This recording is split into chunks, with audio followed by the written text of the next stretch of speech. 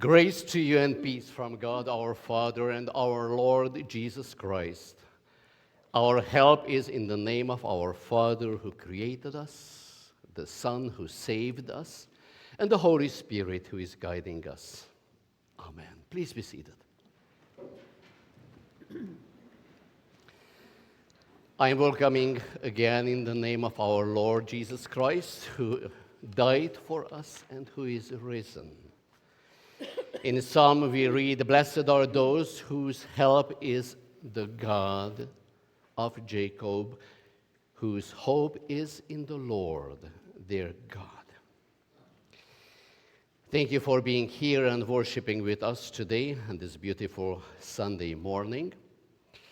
I would like to remind you that we have services during the week as well. On Tuesday, we are going to have a Bible study again on a Zoom. On Wednesday, we are going to watch another memorable movie.